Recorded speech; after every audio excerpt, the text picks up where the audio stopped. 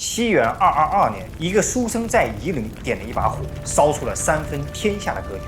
这个人一生几乎没打过败仗，但他最终却输给了自己最信任的君主。孙权曾把玉玺放在他的家里，两国往来的国书也要先给他看，再做决策。这种信任翻遍中国历史也找不出第二例。最后，同样也是孙权用猜忌和冷落把他一刀一刀的割死，死后家无余财。Hello， 大家好，我是 Carlo， 今天我们来讲陆逊、陆伯言。提到陆逊，我们脑海中出现的一定是和吕蒙联手夺荆州、杀关羽的场景。今天我们翻开《三国志》的史料，看看历史上更真实、更复杂，也更让人心疼的陆逊。陆逊本名陆毅，字伯言，吴郡吴县人，也就是今天的江苏苏州人，后来改名为陆逊。孙权后来评价他，把他比作商汤的伊尹，周朝的吕尚，也就是姜子牙。我们在《三国演义》里听说过这样的一个评价，是司马徽向刘备推荐诸葛亮的时候，他把诸葛亮比作兴周800年之姜子牙，开汉400年之张子芒。孙权说这话，说明陆逊在他心里同样也是把他当作东吴的开国柱石。陆逊少年丧父，跟着祖父陆康生活读书。他的祖父陆康是庐江太守，所以少年时的陆逊也算得上是锦衣玉食的贵公子。兴平元年，袁术和陆康交恶，便派孙策来攻打庐江。在这2年的战乱和饥荒中，陆氏家族100多个人死了将近一半，而此时的陆逊才12岁。更难的是，陆康的幼子陆绩比陆逊还要小6岁，陆家家族凋零大半。陆逊带着这个比自己小6岁的小堂叔和所有的亲属撤回了吴郡，从头支撑起了陆氏的门楣。此时的陆逊放在今天，也就是一个刚上初中的孩子，所以压在他肩上的担子非常重。建安8年，陆逊21岁，应召入孙权幕府，任东西朝令史，相当于现在的基层文秘工作。后来他一步一步的往上爬，出任海沧屯田都尉。当地连年大旱，他便开仓赈济，组织农商生产，稳住了地方。那个时候，在吴郡、会稽、丹阳一带，藏着大批不服孙氏管辖、躲进山里的草头王。陆逊便看准了时机，主动请缨去平定这些叛贼。会稽山里有一个对手叫潘宁，盘踞多年，历任官府都拿他没有办法。陆逊便带着手头上那点人，一路打一路安抚，不但平定了叛乱，还扩充了自己的兵源。平叛结束后，拜为定威校尉，屯兵荔浦。陆逊通过这些战绩，也得到了孙权的赏识。后来孙权也把自己的侄女，也就是孙策的女儿许配给了他，还经常请教他国家大事。我们在鲁肃那一期视频有讲过，鲁肃刚到孙权那里，献上了著名的踏上策。陆逊也不含糊，现在天下大乱，各路人马都在抢地盘，没有兵，什么都是空谈。那些山岳在山里盘踞了这么多年，与其让他们一直是隐患，不如直接收编，挑出精锐，变成咱们自己的兵。孙权听了，当即拍板，拜他为帐下右部都。结果没过多久，丹阳的3大王费赞接了曹操的应授，开始在山岳给曹操当内应。孙权直接点名陆逊，你去。带的兵不多，但面对敌众我寡，陆逊玩了一招树上开花。他让手下插满旌旗，把鼓角分散到各处布置，半夜命人悄悄摸进山谷，然后突然四面通知，摇鼓呐喊。对面的费赞根本不知道来了多少人，直接溃逃了。事后陆逊整编3郡，把能打的编进军队，老弱的登记户籍，一口气收了几万精兵。这里还有一个细节，陆逊在征讨3月的时候，会稽太守淳于氏上书告状，说陆逊违法征用民众，百姓苦不堪言。后来陆逊回去拜见孙权，谈话间却赞赏淳于氏是个好官。孙权就觉得奇怪了，淳于氏刚刚告了你的状，你反过来推举他。陆逊说：“士意欲养民，是以白训。若训复毁事，以乱圣听，不可长也。”意思是淳于氏的心意是想替百姓休养生息。如果我因为这个再去诋毁他，那就是混淆圣听，这种风气不能开。孙权感叹：“此诚长者之事，故人不能为耳。”意思就是说，这是长者才能做到的事，一般人是做不到的。我们在吕蒙那一期也有讲过，吕蒙早年被江夏太守蔡邕告了一状，可后来吕蒙依旧向孙权推荐告他状的蔡邕去当豫章太守。一个人在被告了状之后，不仅没有反击，而是就事论事的评价，这是一种极其深邃的格局。从这里也可以看出，东吴的风气确实好。建安24年，关羽北伐襄樊，水淹七军，威震华夏。东吴这边，吕蒙正在密谋白衣渡江，偷袭荆州。吕蒙经过芜湖，陆逊前去拜见他。陆逊当场分析，关羽至此骄横，刚刚立了大功，他忙于北境，如果听说您病重，必然更加不设防备。此时出其不意，可以成功。吕蒙为了防止计划泄露，当面敷衍说关羽太难对付，不是图谋的对象。但他回去之后，立刻向孙权推荐陆逊接替自己镇守。吕蒙怎么说的？他说陆逊思虑深远，才能足以担负重任。吕蒙认为，对付关二爷，此时陆逊最大的武器就是不出名。陆逊接替吕蒙以后，立刻写信给关羽，以极卑下的言辞大肆吹捧，表示自己对关羽的仰慕绝不与关羽为敌。信里具体怎么说，我们之前都是一句带过，今天我们就大致拆解一下。前程关信而动，以虑行思，小举大克，议和巍巍。看到关二爷指挥军队极有法度，且用小小的行动就能取得重大的胜利，议和巍巍，那是多么的雄伟壮丽！文庆府节，响岁席卷，共奖王纲。听到关二爷您的捷报，我们东吴无不欣喜若狂，无不拍手叫好。我觉得您现在立刻马上就能横扫千军，匡扶汉室。进一步敏，任寿来兮，严穆光澄，司领良归。我对您的崇拜之意如滔滔江水，连绵不绝，如黄河泛滥，一发不可收拾。以为将军之勋，足以长事。虽悉晋文陈普之师，怀因拔赵之略，灭以上之。以关二爷您的功勋，足以流传后世。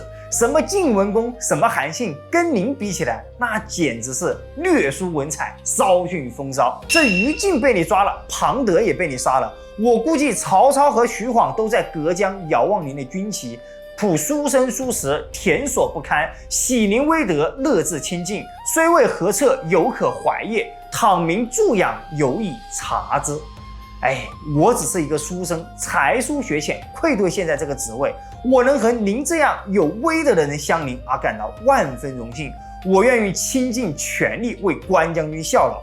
虽然我的建议未必能契合您的战术，但我对您的一片赤诚之心日月可见。关羽看完信，彻底丧失了对东吴的警惕，最后把后方的防御兵力全部调去了前线。有陆逊这样的文笔，有时候真的不能怪二爷太飘。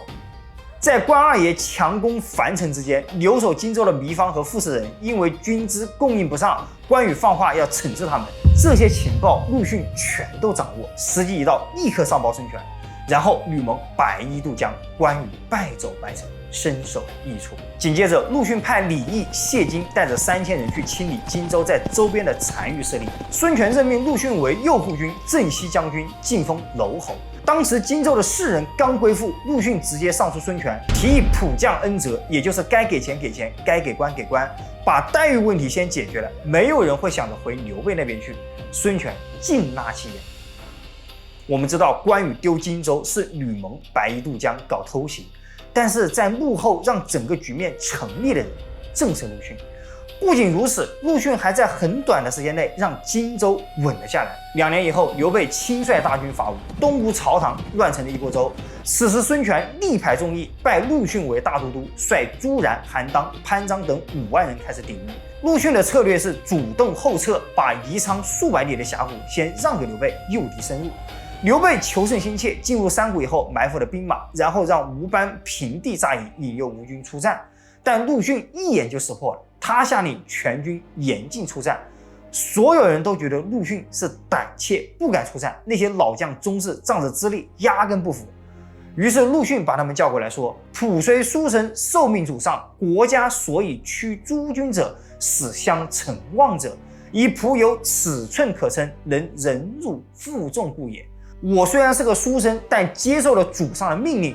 国家之所以委托各位来听我的指挥，是因为我可以忍辱负重。”陆逊没有用权威压人，也没有用激烈的争辩，他承认自己是书生，承认自己资历不深，但他把话说清楚了：国家把这个担子交给我，就是要我来扛。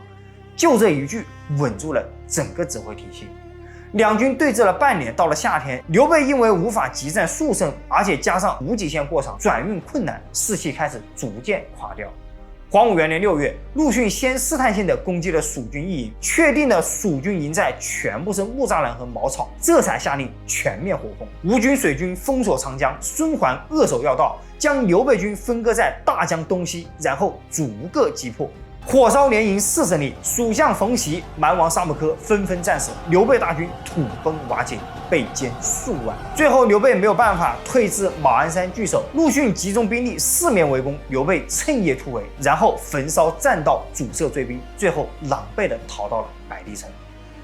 夷陵之战里面还有一个细节，最能说明陆逊的指挥水准。刘备派张南率兵围攻守在夷道的孙桓，孙桓是孙权的族人，诸将纷纷来求陆逊发兵增援。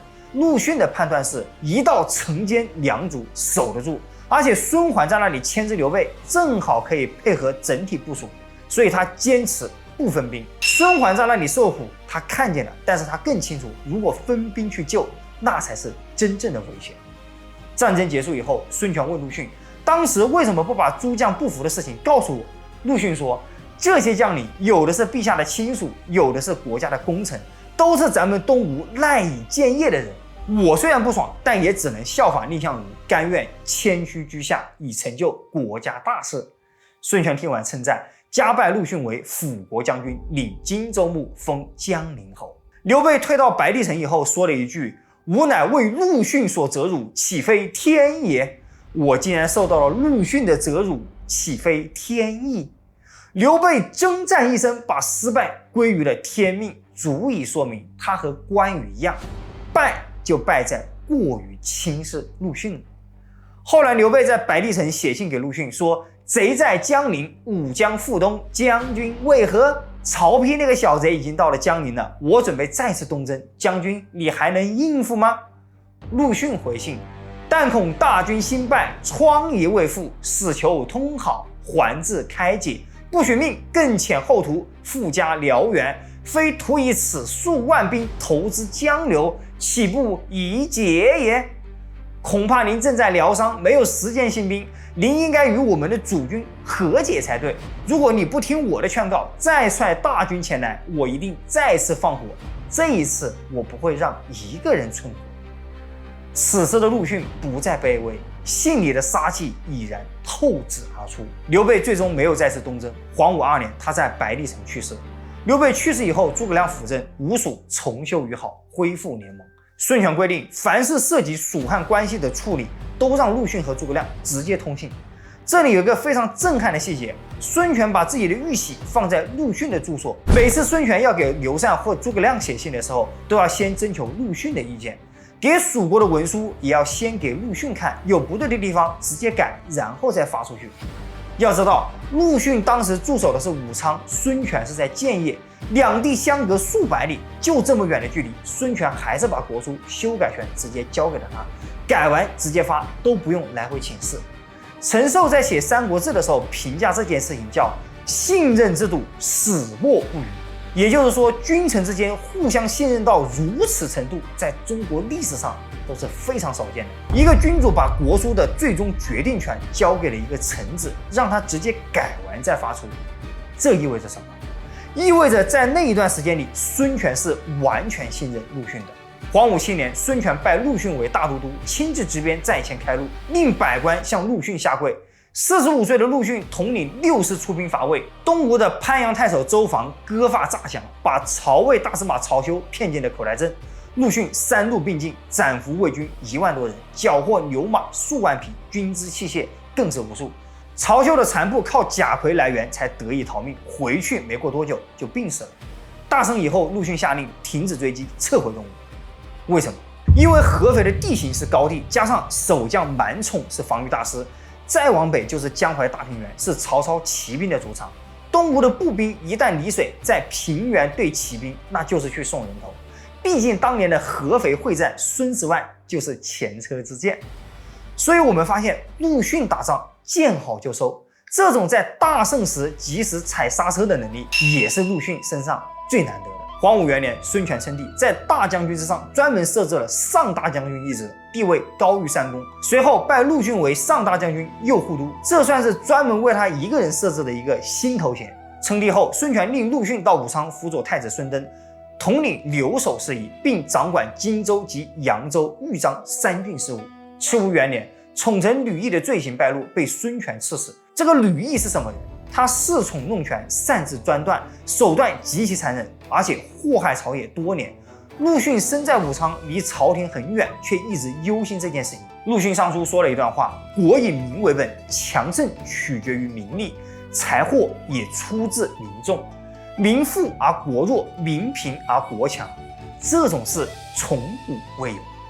故此，治理国家者，得到民心则国家得治，失去民心则国家有乱。他请求孙权广施圣恩，安抚百姓，数年之内让国家财力稍有富裕，再考虑其他的。陆逊打了几十年仗，但从他的这段话可以看出，他打仗不是为了扩张，是为了江东百姓能过上安稳的日子。赤乌7年，孙权在前任丞相顾雍去世以后，下拜陆逊为丞相。诏书里说：“为君天资聪锐，明德显勇，统任上将，匡国糜难，悉伊饮浓汤，屡上益州，内外之任，君保兼之。”只有你天资聪慧，美德显著，担任上将重职，辅佐朝廷除乱，有盖世之功。像你这种文能治国、武能安邦的顶级人才，如果不给你最高级别的股权和头衔，那简直就是对历史的不尊重。今以你为丞相，朝廷内外大事实由你一人肩负，你就是我的伊尹，就是我的姜子牙。这是东吴权力的最高点。一个从12岁扛起陆氏门楣的少年，整整走了50年，如今位极人臣。熟悉剧本的都知道，所谓高处不胜寒，孙权晚年的猜忌已经在路上了。太子孙和和鲁王孙霸之争是压垮陆逊最重要的一个事件。当时魏将军权忠写信告知陆逊有2个皇子争位的情况，希望陆逊开始站队。结果陆逊回信说，这些门客子弟应当凭才能晋升，不应该私自攀附博取宠幸。他认为支持2宫各方的门客必将各自拉帮结派，这也是历朝历代最忌讳的事情。但最后权忠和他的儿子全部投靠了孙霸的门下。陆逊劝权忠让他离开，结果权忠大为不满，而且2人因此而积怨。随后权忠父子向孙权告状，说当年的韶碑之战，陆逊的外甥顾城、张昭的儿子张修，他们虚报战功，而且他们凭借着陆逊和太子孙和撑腰，故意打压皇亲国戚。这权忠是当时的驸马，老婆正是孙权最宠爱的女儿孙鲁班。孙权接到举报以后，立刻下令彻查。这封信精准地踩中了孙权晚年最敏感的2根弦：贪腐和结党。与此同时，权忠的老婆孙鲁班天天在孙权的耳边吹风，说顾家、陆家表面忠诚，背地里全是太子的人。孙权直接下重手，处死了当时评战功的官员陈震和陈相，而且同时将陆逊的外甥顾谭和顾城流放胶州。陆逊得知以后气得不行，一封接一封的上书，说太子就是太子，鲁王就是鲁王，名分不能乱。还请求亲自进京面见孙权，当面把话说清楚。结果孙权没让他进京，事情反而越闹越大。孙权查到宫里有人泄露机密，把陆逊这边的人，像陆应、武蔡、杨竹一口气全给抓了。其中杨竹进了大牢，直接招供，列了陆逊20多条罪状。史书没有明说，但基本可以猜到，这就是结党营私。其实明眼人都看得出来，孙权此时是倾向于鲁王孙霸的，但陆逊却站到了孙权的对立面，太子孙和这边。孙权和陆逊的猜忌表面上是楚魏之争，但背后还有更深的一层，打压江东豪族。此时的陆逊不仅仅是丞相，他也是整个江东本地势力的领袖。他站在太子这边，在孙权眼里不只是皇位继承的问题，而是江东豪族想要左右皇权，这才是孙权最容不下他的原因。陆逊一次次上书，一次次谏言，结果就是一次次的踩到了孙权的底线。在陆逊心里，东吴的稳定比他个人的安危更重要，这份执着也是他的催命符。孙权没有下令整治他，而是一次次的派使者不停的责备他，流放他的外甥，削减他的家族势力，收他的兵权，让他远离朝廷，眼睁睁的看着自己一生扶持的一切被慢慢的剥离。赤乌8年，陆逊就是在这种反复责备和猜忌中悲愤交加，一病不起，最终病死，享年63岁，死后家无余产。一个执掌东吴军政数十年的丞相，从家无余财这4个字可以看出他一生清凉，死后什么都没有留下。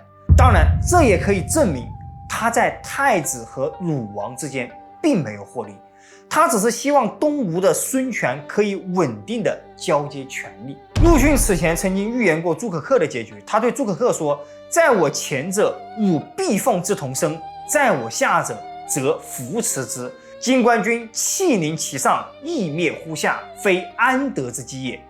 对于地位比我高的人，我一定会敬重并辅佐他们；对于地位比我低的人，我也会尽力去扶持帮助他们。可你诸葛恪对上级气焰嚣张，对下级满脸鄙视，这不是一个明哲保身的人该有的样子。”最后，诸葛恪因为骄纵跋扈被一灭三族，说明陆逊的判断力到死都是准的。所以我觉得，面对晚年的孙权，他不是无法判断，而是坚守自己作为一个丞相的底线。西元258年，吴主孙休继位，追谥陆逊为昭侯。这场迟到了13年的平反，虽然陆逊本人看不到，但对于驻守前线的将军陆逊的儿子陆抗来说，这是一份沉甸甸的交代。陈寿在《三国志》评价陆逊：刘备天下称雄，一世所惮；陆逊春秋方壮，威名未著。摧而克之，罔不如志；能其忠诚恳志，忧国亡身，庶几社稷之诚意。刘备是谁？是那个从死人堆里爬出来的天下枭雄，曹操都敬他3分，全天下的名将听见刘备的名字都能打冷颤。但当时陆逊正值壮年，没有任何战绩，就这样一个新手把满级的刘备给平推了，而且这一切都是在陆逊的计划之中。就是这样一个一心为国的忠臣，最后却为了东吴把命搭进去了，堪称社稷之臣。陈寿的评价既有褒奖，同时也带有一丝惋惜。我个人觉得，陆逊这个人算是在历史上最让人心疼的人。他在最清醒的状态下选择走了最难走的路。陆逊看透了关羽，看透了刘备，看透了曹休，看透了诸葛恪，看透了东吴的战略格局，难道唯独看不透一个晚年多疑的君主吗？他一定是看透了，只是即便是他看透了，也要坚持走下去。OK， 关于陆逊我们就聊到这里。最后我想问大家，有句话叫忠臣必有一死，但如果明知一死，你还愿意做忠臣吗？把你的想法留在评论区。我是 Carlo， 点赞关注不迷路。有条件的小伙伴点击下方超级感谢按钮。我们下期再见。